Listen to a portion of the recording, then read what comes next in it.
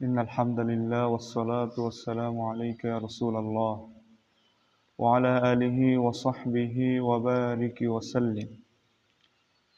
أما بعد فأعوذ بالله من الشيطان الرجيم. بسم الله الرحمن الرحيم. ما كان محمد أبا أحد من رجالكم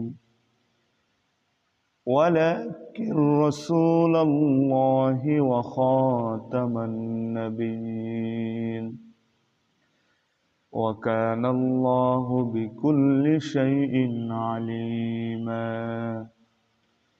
إن الله وملائكته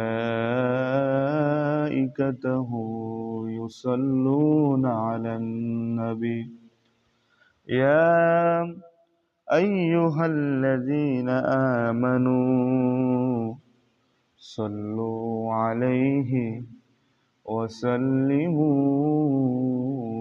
تسليما. اللهم صل على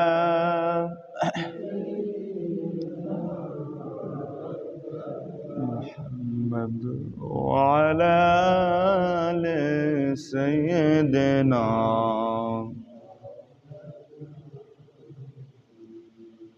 حمد بحد مر خدائے پاک را آکے ایماداد مشت خاک را. اللهم صل على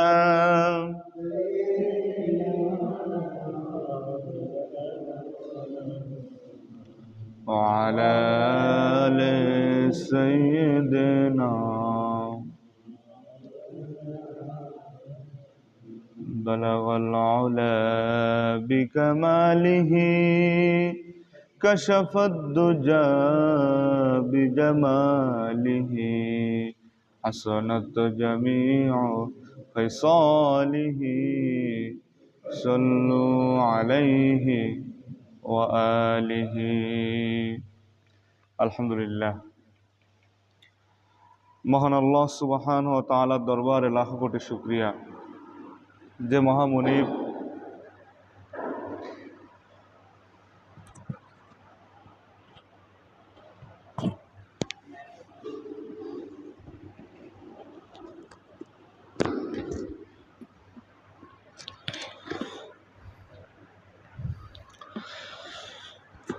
আলহামদুলিল্লাহ, আল্লাহ তাআলার দরবারে লাখ কোটি শুকরিয়া, যে মহামনিব, মহান সৃষ্টিকর্তা, পালনকর্তা, আমাদের রব আল্লাহ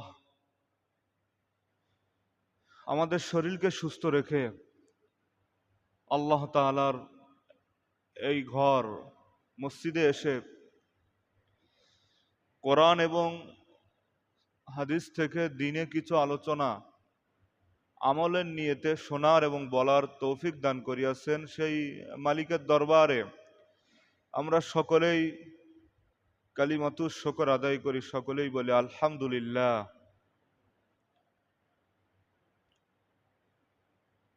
সম্মানিত মুসল্লিয়ান একরাম,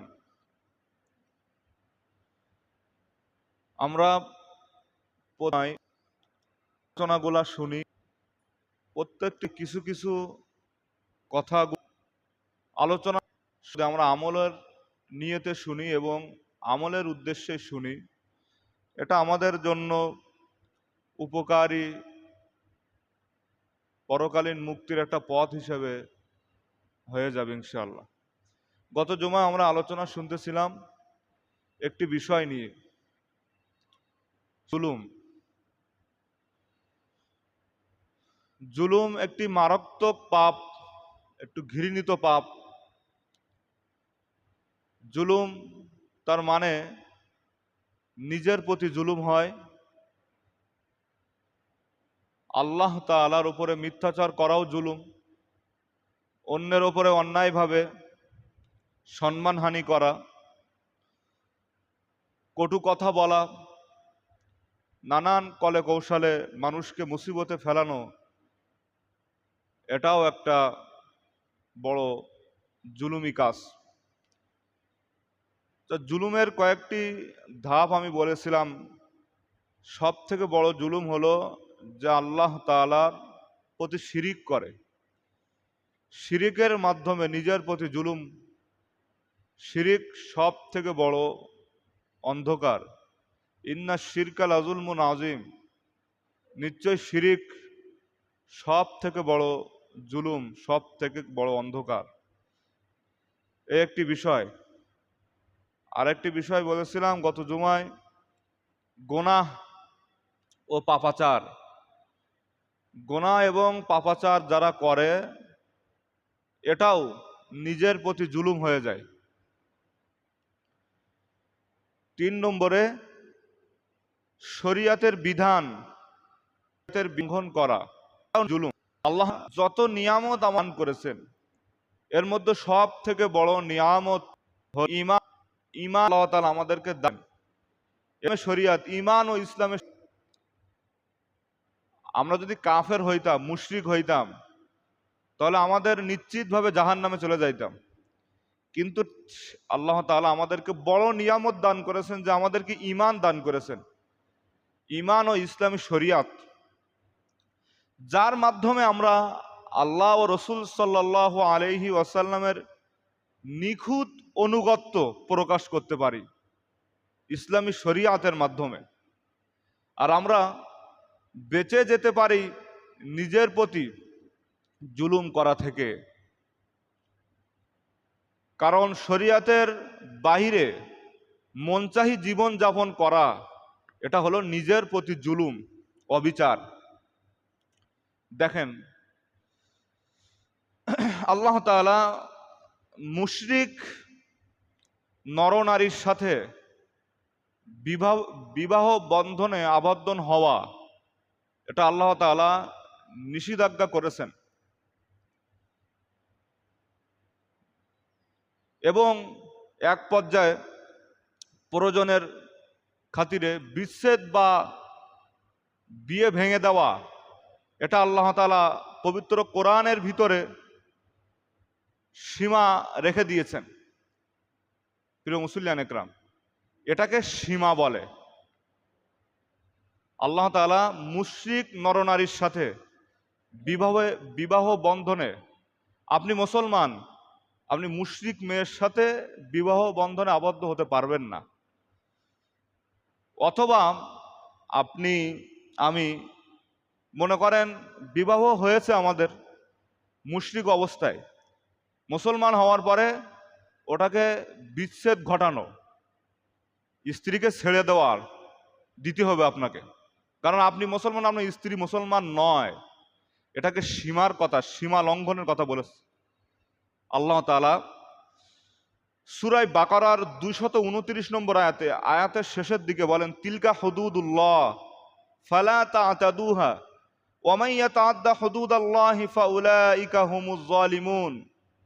এটা আল্লাহ তাআলার স্থিরকৃত সীমা, সুতরাং তোমরা এসব লঙ্ঘন করো না। যারা আল্লাহর সীমা অতিক্রম করে তারাই বড় জালেম। প্রিয় মুসলিম, এখানে একটা বোঝা গেল যে আল্লাহ তাআলা যে নিয়ম নীতিগুলো আমাদেরকে বলেছেন, এগুলো লঙ্ঘন করা, এটাও একটা জালেমি কাজ, এটাও একটা জুলুমের অন্তর্ভুক্ত। ইসলামী শরীয়ত, এটা আল্লাহর পক্ষ থেকে মহা একটা নিয়ামত। এই নিয়ামতের যথাযথ মূল্যায়ন করা জরুরি। আর সেটি হতে হবে একমাত্র অনুগত্যর মাধ্যমে, অনুসরণের মাধ্যমেই হতে হইবে। আল্লাহ তাআলা আপনার আমার নবী মুহাম্মাদুর রাসূলুল্লাহ সকলেই বলেন সাল্লাল্লাহু আলাইহি ওয়াসাল্লামকে ওহীর মাধ্যমে জানিয়ে দিচ্ছেন। কোরআনুল কারীমের 45 নম্বর সূরা, সূরাতুল জাসিয়া এর 18 নম্বর আয়াত আল্লাহ তাআলা বলেন, সুম্মা জাআলনাকা আলা শরীআতিম মিনাল আমরি ফাত্তাবি'হা ওয়া লা তাত্তাবি' আহওয়াআল্লাযীনা লা ইয়া'লামুন। আল্লাহ তাআলা বলেন, হে রাসূল, আমি তোমাকে দ্বীনের এক বিশেষ শরীয়তের উপরে রেখেছি, সুতরাং তুমি তারই অনুসরণ করো, এবং যারা প্রকৃতপক্ষে জ্ঞান রাখে না, খামখেয়ালি মতো চলে, তাদেরকে অনুসরণ করো না। স্বয়ং আল্লাহ তাআলা আপনার আমার নবীজিকেও বিশেষ একটা শরীয়তের উপরে আল্লাহ তাআলা তাকে প্রতিষ্ঠিত করেছে, আর সেই রসুলকেই আমরা অনুসরণ করি। প্রিয় মুসলিয়ান একরাম, এটাই হলো ইসলামী শরিয়াত। এক হলো শরিয়াত অনুসরণের ত্রুটি কিংবা অলসতা করা, এই একটা বিষয়। আর একটা হলো আপনার যদি সরাসরি বিমুখতা প্রকাশ করে, কলে কৌশলে জানা সত্ত্বেও, শরিয়াতের বিধিবিধান জানা সত্ত্বেও পাশ কাটিয়ে যদি কেউ চলে যায়, এরপরে না জানার ভান করে থাকে, এসব মানুষের আল্লাহ তাআলার পক্ষ থেকে তাদের উপরে শাস্তির ব্যবস্থা করা হয়েছে। আর এগুলো করে অধিকাংশ ওলামা ইকরাম, কিছু বাতেল আলেমরা। সঠিকটা জানার পরেও, শরিয়াতের সঠিকটা জানার পরেও মানুষকে সহি কথাটা শোনায় না, সঠিক কথাটা শোনায় না। এমন একটা ভাব দেখায় কিছু আলেম যে আমি এটা জানি না, আমি এটা বুঝি না, এরম পার দিয়ে চলে যায়, কিন্তু কি মানে না, মানুষকে সহি কথাটা বোঝায় না। এরাই হলো অপরাধী, এরাই হলো জুলুম, এরাই হলো জালেম। এ কথা ইরশাদ হয়েছে কোরআনুল কারিমে।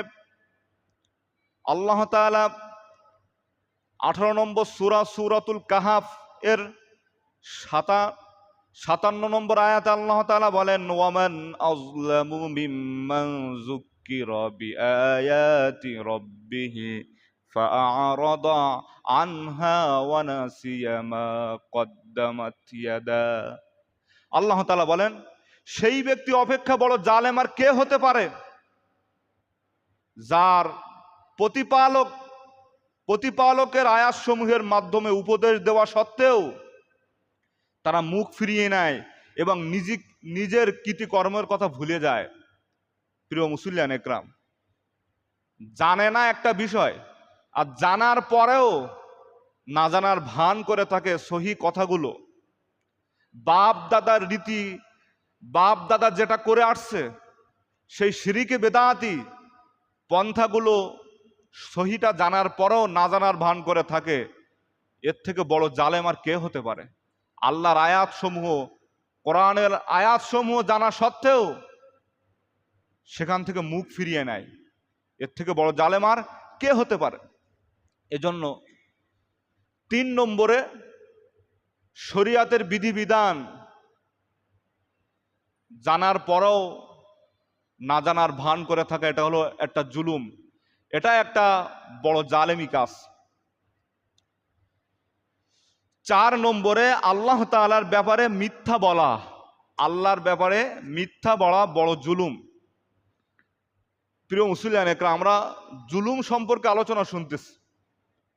জুলুম কারে বলে, জুলুম কত প্রকার, জুলুম কোনভাবে হতে পারে? এতদিন জানি আমরা মানুষকে অন্যায়ভাবে থাপ্পড় মারা, বেশি কথা বলা, জমি ফাঁকি দিয়ে নেওয়া, এটাই হলো জুলুম। এটা তো জুলুম এক পর্যায়ে আসেই, কিন্তু এর বাহিরেও যে অনেক জুলুমি কাজ রয়েছে, এগুলো আমরা জানি না, সেগুলো আমরা বিস্তারিতভাবে আপনাদেরকে শোনাচ্ছি ইনশাআল্লাহ। তার একটা বিষয় হলো আল্লাহর ব্যাপারে মিথ্যা বলা বড় জুলুম। আল্লাহর ব্যাপারে মিথ্যা বলা, এই পৃথিবীতে সব যুগেই আল্লাহ তাআলার ঐশী কালামকে অস্বীকার করেছে এমন বড় জালেম রয়েছে। ইসলামের শুরুতেই মক্কা নগরীতে কাফের মুশরিকরাও বাপ দাদার রীতিকে মানতে গিয়ে, তারা পৌত্তলিকতাকে মানতে গিয়ে তারা যেভাবে মন চাহি জীবন যাপন চালায়েছে, রসুল করিম সাল্লাল্লাহু আলাইহি ওয়াসাল্লাম যখন আল্লাহর এই ঐশী কালাম যখন শোনালেন, তখন তারা আল্লাহর এই কালামকে, কোরআনুল কারিমকে মিথ্যারোপ করলো। তারা রসুল করিম সাল্লাল্লাহু আলাইহি ওয়াসাল্লামকে চ্যালেঞ্জ ছুড়িয়ে দিল, প্রশ্নবদ্ধ দাঁড়ায়া দিল। তারা বলল, আংতি বিকুরআনিন গায়রি হাযা আও বাদদিল, হে মুহাম্মদ সাল্লাল্লাহু আলাইহি ওয়াসাল্লাম, তুমি যে এই সমস্ত দাওয়াত দিচ্ছ, একটা কাজ করো দেখি, অন্য কোনো কোরআন নিয়ে আসো অথবা এই কোরআনকে পরিবর্তন করো। মুহাম্মদ সাল্লাল্লাহু আলাইহি ওয়াসাল্লামকে এই সমস্ত মুশরিক কাফেররা আল্লাহর কালামকে পর্যন্ত অস্বীকার করেছে, বলতেছে যে এই কোরআনটা তুমি পরিবর্তন করো, অন্য একটা কোরআন নিয়ে আসো।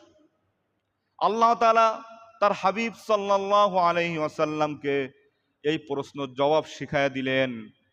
10 নম্বর সূরা কোরআনুল কারীমের সূরাতুল ইউসুফের 17 নম্বর আয়াত, আল্লাহ তাআলা বলেন, ফামান আযলামু মিম্মান ইফতারা আলাল্লাহি কাযিবান আও কাযযাবা বিআয়াতিহি ইন্নাহু লা ইউফলিহুল মুজরিমুন। আল্লাহ তাআলা বলেন, ওই ব্যক্তি অপেক্ষা বড় জালেম আর কে হতে পারে যে আল্লাহর প্রতি মিথ্যারোপ করেছে কিংবা তার আয়াত সমূহকে প্রত্যাখ্যান করেছে। আর রসুলকে আল্লাহ বলছেন, ওগো আমার হাবিব তুমি বিশ্বাস করো, অপরাধী যারা তারা কশ্চিন কালেও কৃতকার্য হতে পারবে না। এই পৃথিবীতে এলাকায় দেশে যত জায়গায় আছে, যত মানুষের উপরে জুলুম নির্যাতন অপরাধ করেই যাচ্ছে, তাদের অপরাধ করতে করতে তাদের আপনার মন মানসিকতা চিন্তা ফিকির সেই উচ্চ স্তরে পৌঁছায় না, তারা শয়তানি করেই যায়, কিন্তু কি সাকসেসফুল হতে পারে না। এটা আল্লাহর আয়াত, ইন্নাহু লা ইউফলিহুল মুজরিমুন, অপরাধীরা কি করে না, কশ্চিন কালেও কৃতকার্য হতে পারবে না, এটা আল্লাহ তাআলাই বলেন। সুতরাং ভালো ভালো মানুষদেরকে, দিনের দাওয়াত দেওয়া মানুষদেরকে কোনোভাবেই ষড়যন্ত্র করে মুসিবতের ভিতরে ফেলানোর চেষ্টা যেই বা যারাই করবে সাকসেসফুল হতে পারবে না, আল্লাহই হতে দিবে না। এটা কোরআনের আয়াত প্রিয় ভাই আমার। তাহলে আল্লাহর উপরে মিথ্যারোপ করে সেই যুগের কাফের মুশরিকরা, এখন যদি কেউ মনে করে যে হুজুর তারা সে যুগে করেছে, এ যুগে কি হলো? এ যুগে অনেক মানুষ ভুলবশত হোক বা নিজের কথাকে প্রাধান্য দেওয়ার জন্য এমনও কথা বলে বলে বসে, ওইসব কোরআন হাদিস রাখো, তো তোমার ওসব কোরআন হাদিস রাখো, এমন কথা যদি কেউ বলে তার ঈমান থাকে না। অনেক কিন্তু বলে ফেলায় ভাই, কথা তর্কের ভিতরে, আমাদের সামনে অনেক ঘটেছে, কথা তর্কের মধ্যে বলে ফেলায় তোমার ওসব কোরআন হাদিস রাখো। এই যে কথাটা যদি কেউ বলে তার ঈমান নেই। মানে কোরআন আল্লাহর কথা, তাহলে আল্লাহর কথা রাখো, হাদিস রসুলের কথা, রসুলের কথা রাখো। তাহলে রসুলের কথার থেকে তোমার কথা মূল্য হয়ে গেল, আল্লাহর কথার থেকে তোমার কথা মূল্য হয়ে গেল, তোমার ঈমানই নেই। এখন ওই ঈমান নিয়ে যদি নামাজে আসে, ঈমান যদি না থাকে তা নামাজ হবে না, উজু হবে না, গোসল হবে না, সব শেষ। এই জন্য এই জবান এবং লজ্জাস্থান, এই দুইটা জিনিসকে হেফাজত যে রাখবে, সূরা মুমিনের ভিতর আল্লাহ তাআলা বলেন সে জান্নাতুল ফেরদাউসে নিরাপদে প্রবেশ করবে। এই জবানটা খুব গুরুত্বপূর্ণ, যে কোনো জায়গায় ফ্যাস করে কথা বলে ঈমান নষ্ট হয়ে যায় প্রিয় ভাই আমার। এই জন্য জবানটা খুব সতর্ক, এই জবানের জবাবদিহি করা লাগবে আপনাকে আমাকে প্রিয় ভাই আমার। অন্য আয়াতে আল্লাহ তাআলা ইরশাদ করেন, কোরআনুল কারীমের 29 নম্বর সূরা সূরাতুল আনকাবুতের 68 নম্বর আয়াত, আল্লাহ তাআলা ওই আয়াতটাই কিছুটা এখানে নিয়ে আসছেন, ওয়ামান আযলামু মিম্মান ইফতারা আলাল্লাহি কাযিবান আও কাযযাবা বিল হাক্কি লাম্মা জাআ আলাইসা ফি জাহান্নামা মাসওয়াল লিল কাফিরিন। আল্লাহ তাআলা এখানেও বলেন, তার চেয়ে বড় জালেম আর কে হতে পারে যে আল্লাহর প্রতি মিথ্যারোপ করেছে এবং তার কাছে হকটা পৌঁছানোর পরেও আও কাযযাবা বিল হাক্কি লাম্মা যা, হক কথাটা পৌঁছানোর পরেও সে প্রত্যাখ্যান করেছে। এরপর আল্লাহ কি বলেন, আলাইসা ফি জাহান্নাম মাসওয়াল লিল কাফিরিন, এই কাফেরদের ঠিকানা কি জাহান্নাম নয়? এই কাফেরদের ঠিকানা আল্লাহ আমাদের নবীজির কাছে কোরআনে প্রশ্ন ছুড়ে দিচ্ছেন যে এর কাফেরদের ঠিকানা কি জাহান্নাম নয়? কাফেরদের ঠিকানা তো জাহান্নামই। তাহলে দেখেন প্রিয় ভাই আমার, আও কাযযাবা বিল হাক্কি লাম্মা যা, হকটা পৌঁছানোর পরেও যারা এই হকটা মানে নাই এরা কাফের। এখানে তো বোঝা যাচ্ছে নাকি, হকটা পৌঁছানোর পরেও, ঠিক না বলেন? বিষয়টা হচ্ছে এমন, আমি যদি আমার পূর্বপুরুষ একটা রীতি মেনে আসতেছে যে আমার পরিবারে প্রত্যেক বছর এটা হয়, প্রত্যেক বছর এইভাবে আমরা চলি, কথা বুঝে আসছে, এই রীতিটা যদি কোরআন সুন্নাহ মোতাবেক না হয় তাহলে আমার বাপদাদার ঐতিহ্য কি মানা যাইবে বলেন? মানতে হইবে কোরআন, মানতে হইবে সুন্নাহ মানে রসুলের হাদিস। প্রিয় ভাই আমার, এটাই সহি তরিকা, এটাই সহি পথ। কোন পথ মত যদি কোরআন সুন্নাহ মোতাবেক না হয়, সে যেই বলুক না কেন ওইদিকে আমরা যাব না। যদি যাই তাহলে আমরা নিজের উপরে জুলুমি করলাম, জালেম হয়ে গেলাম। প্রিয় ভাই আমার, তাহলে এখান থেকে একটা সতর্ক আমরা হয়ে যাই, সেটি হলো যে কথার ভিতরে এমন কথা আমরা বলবো না যে তোমার কোরআন হাদিস রাখো তো, তুমি আমারটা শোনো। এমন কথা বললে তার ঈমান নষ্ট হয়ে যাইবে। এমন কথা আল্লাহর রাস্তে নিজের কথাকে বাস্তবায়ন করার জন্য এমন কথা বলা যাইবে না। আল্লাহ তাআলা আমাদের সকলকে এ সমস্ত শিরিকি কথা থেকে হেফাজত রাখবে। সকলে বলে আল্লাহুম্মা আমিন। এরপরে অন্যায়ভাবে কাউকে কষ্ট দেওয়া, এটাও একটা জুলুম। এটা আমরা সকলেই জানি যে অন্যায়ভাবে কোনো মানুষকে কষ্ট দিলে এটা জুলুম হয়ে যায় তার উপরে। ইসলামের প্রথম যুগে সাহাবা ইকরাম রিদওয়ানুল্লাহি তাআলা আলাইহিম আজমাইনদের উপরে কাফের মুশরিকরা জুলুম নির্যাতনের স্টিম রোলার চালায়। সর্বোচ্চ জুলুম কারে বলে? কত নির্যাতন যে চালিয়েছে, এমন কোনো নির্যাতন নাই যে তারা চালাই নাই। আপনি দেখেন সাহাবা ইকরামদেরকে জুলুমের শিকার করা হয়েছে একটাই কারণ, এক আল্লাহকে স্বীকার করে। এরপরে মুহাম্মদুর রাসূলুল্লাহ সাল্লাল্লাহু আলাইহি ওয়াসাল্লামকে নবী হিসেবে তারা মেনেছে, এজন্য তাদেরকে কি শাস্তি দেওয়া হয়েছে? উত্তপ্ত বালুর উপরে রশি বেঁধে তাদেরকে অলিতে গলিতে ঘোরানো হয়েছে। এরপরে আগুন জ্বালায়া তার উপরে সাহাবাদেরকে শোয়ানো হয়েছে। ওই আগুনের আঁচ লেগে লেগে গোস্ত এবং চর্বিগুলা আগুনের উপরে পুড়ে পুড়ে আগুনটা নিভে গিয়েছে। এমন নির্যাতন চালানো হয়েছে, বুকের উপরে পাথর দেওয়া হয়েছে। সুমাইয়া রাদিয়াল্লাহু তাআলা আনহাকে চাবুক দিয়ে বর্ষা দিয়ে লজ্জাস্থান বরাবর মারা হয়েছে। এমন কোন নির্যাতন নাই যারা চালাই নাই। কি নির্যাতন জুলুম শিকারে তারা হয়েছে। কিন্তু দেখেন পরিস্থিতি যখন এমন ভাবে চলতেছে, কিছু সাহাবা ইকরাম তারা নবীজির নির্দেশে হাবশায় হিজরত করেছেন। তখনও পর্যন্ত কোনো যুদ্ধের নির্দেশ আসে নাই।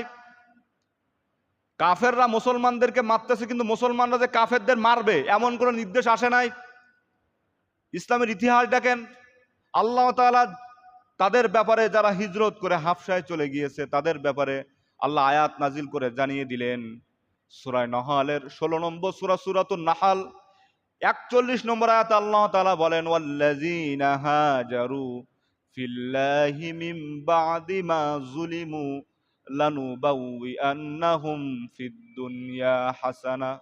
আল্লাহ তাআলা বলেন, যারা নির্যাতিত হওয়ার পরে আল্লাহর সন্তুষ্টির লক্ষ্যে হিজরত করেছে তারা নিশ্চিতে থাকুক, তারা নিশ্চিন্তে থাকুক, আমি আল্লাহ তাআলা দুনিয়াতে তাদের জন্য নিরাপদ নিবাসের ব্যবস্থা করব। আর আখিরাতের প্রতিদান তো নিঃসন্দেহে নিশ্চিত। মক্কা মুশরিকরা কাফেররা দীর্ঘ 13টা বছর ধরে মুসলমানদের উপরে নির্যাতন চালায়েছে। আরে নির্যাতনের মোকাবেলা মুসলমানরা সবর আর ধৈর্য দিয়ে করেছে। তলোয়ারের মাধ্যমে প্রতিহত করে নাই, প্রতিহত করেছে সবর দিয়ে, ধৈর্য দিয়ে। মারামারি করে নাই, ধৈর্য ধরতে ধরতে ধরতে ধরতে যখন একবারে উচ্চ শিকার চলে গিয়েছে, জুলুমের শিকার যখন হতে হতে এমন পর্যায়ে চলে গিয়েছে, আল্লাহ তাআলা সঙ্গে সঙ্গে আয়াত নাজিল করে জানিয়ে দিলেন, ওগো আমার হাবিব, সাহাবা ইকরামদেরকে জানিয়ে দেন তারা যেন এবার তাদের নিজেদের আত্মরক্ষার জন্য যুদ্ধ করে, তলোয়ার ব্যবহার করে। 13 বছর যুদ্ধ চালিয়েছে, নির্যাতন চালিয়েছে কাফেররা, কিন্তু পরীক্ষা দিয়েছে কিভাবে? ধৈর্য দিয়ে। আপনাকে আমাকে এমন করলে কি করতাম বলেন? যদি কেউ একটা চড় মারে, পাল্টা চড় মারার জন্য আমরা কি প্রস্তুত হয়ে যাইব? কিন্তু সাহাবারা চড়টা নিম্ন স্তরের, কি নির্যাতনটা চালায়, তারপরেও তারা নির্যাতনের জবাব দিয়েছে ধৈর্য দিয়ে, ধৈর্য আর সবর দিয়ে। আল্লাহ তাআলা যখন আয়াত নাজিল করে জানিয়ে দিলেন, 22 নম্বর সূরা, সূরাতুল হজ্জের 39 নম্বর আয়াত, উযিনা লিল্লাযিনা ইউকাতালুনা বিআন্নাহুম যুলিমু, যাদের সঙ্গে যুদ্ধ করা হচ্ছে, অর্থাৎ কাফেররা মুসলমানদের সাথে যুদ্ধ করা হচ্ছে, তাদেরকে অনুমতি দেওয়া হলো তারা নিজেদের আত্মরক্ষার জন্য যেন কাফেরদের বিরুদ্ধে এবার যুদ্ধ করে। এজন্য অন্যায়ভাবে মানুষের উপরে জুলুম করা, এটাও একটা বড় ধরনের জুলুম। এরপরে আর একটা বিষয় হলো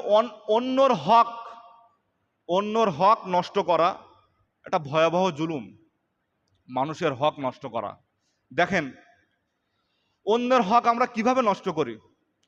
এটি সাধারণত হয়ে থাকে যারা একটু শক্তিশালী দুর্বলদের উপরে জুলুম চালায়, যারা একটু বড় ছোটদের উপরে জুলুম চালায়, যারা ধনী গরিবদের উপরে জুলুম চালায়, যারা আপনার মালিক শ্রমিকদের উপরে কি চালায়? জুলুম চালায়। এভাবে জুলুমটা হয়ে থাকে, অন্যের হক তারা এভাবে নষ্ট করে, এটাও একটা বড় ধরনের জুলুম। কিন্তু তারা তো এটা ভাবে না, আল্লাহ তাআলা বলেন তারা কি এটা ভাবে না যে ওই সবল দুর্বল যখন সবলের উপরে চলে যাইবে, গরিব যখন ধনীর উপরে চলে যাইবে, তখন তাদের অবস্থা কি হইবে?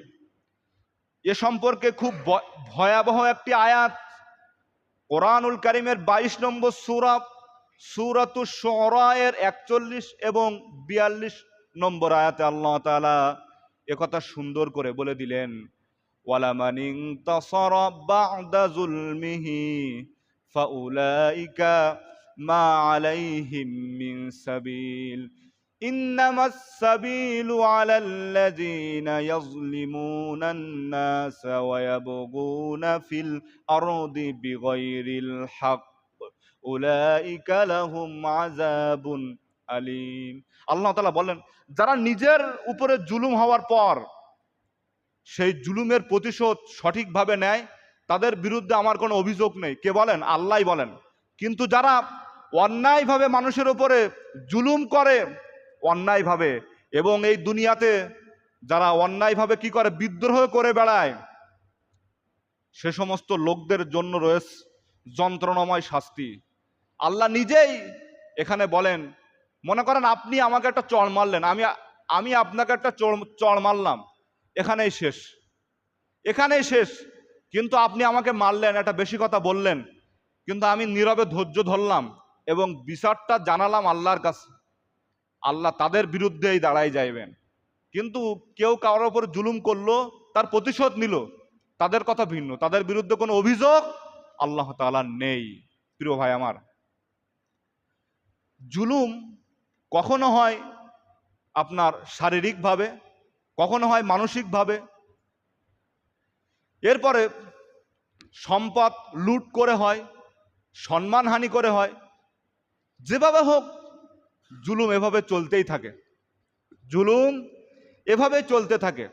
দেখেন, একটা হাদিস দিয়ে আমি একটা উপমা দেই, একটা হাদিস দিয়ে আলোচনা শেষের পথে শেষ করে দিচ্ছি।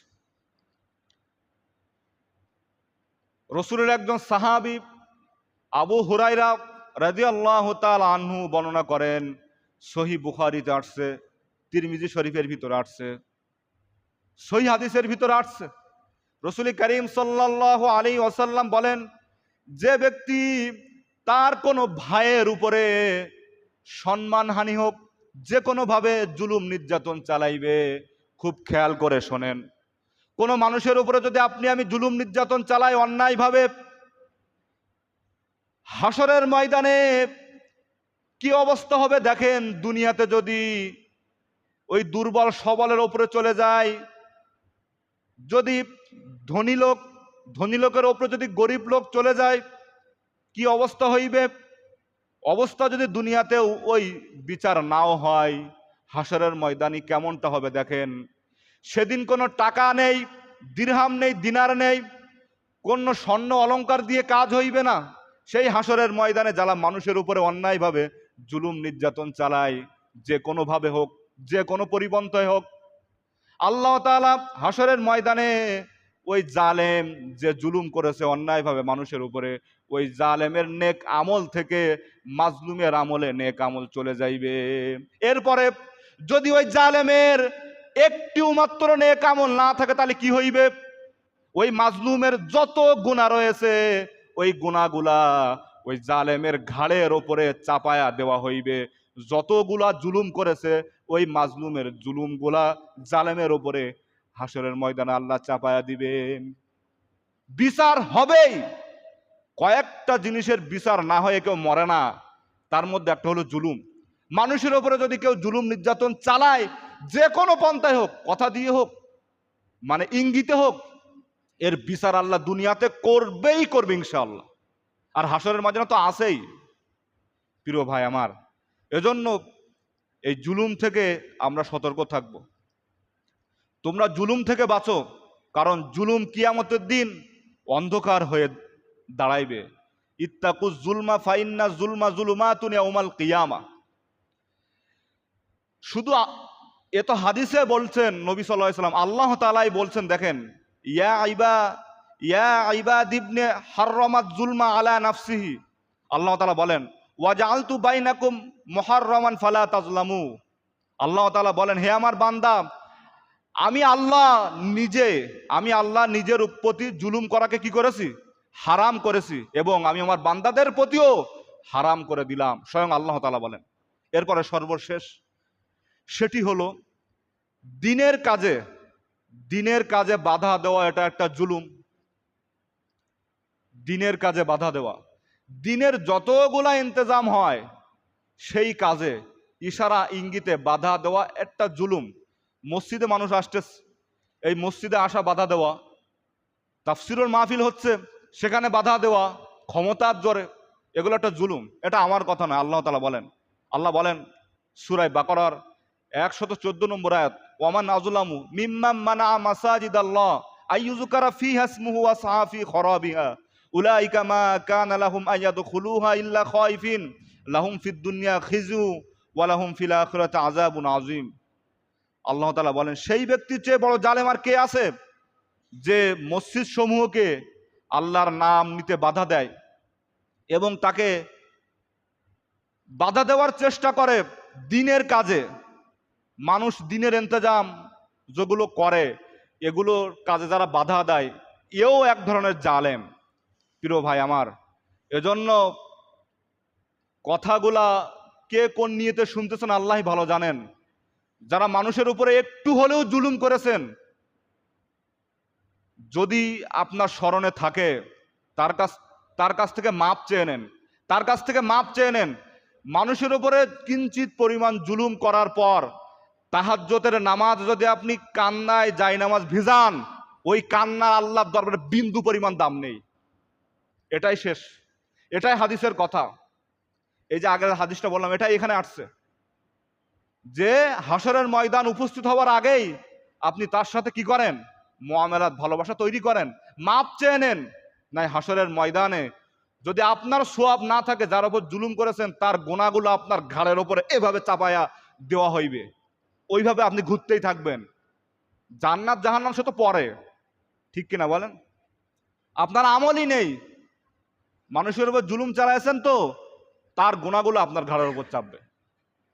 আর কোনো মানুষের উপর যদি জুলুম হয়, আমি অনুরোধ করব পাল্টা জবাব না দিয়ে আপনি আল্লাহর কাছে বিচার জানান, এটাই সব থেকে ভালো হইবে, এটাই সব থেকে উত্তম হইবে। তার বিচার সঙ্গে আল্লাহই করুক, ঠিক কিনা বলেন? আল্লাহ তাআলা আমাদের সকলকে মানুষের ওপরে জুলুম, নিজের ওপরে জুলুম, আল্লাহর ওপরে মিথ্যাচার, যত কথাগুলো বললাম, এই জুলুম থেকে আমাদের সকলকে হেফাজত করুক। সকলেই বলে আল্লাহুম্মা আমিন। জোরে বলেন আল্লাহুম্মা আমিন। আল্লাহ তাআলা আমাদের সকলকে এই কথাগুলো সর্বপ্রথম আমাকে এবং আপনাদের সকলকে বোঝার এবং মানার তৌফিক দান করুন।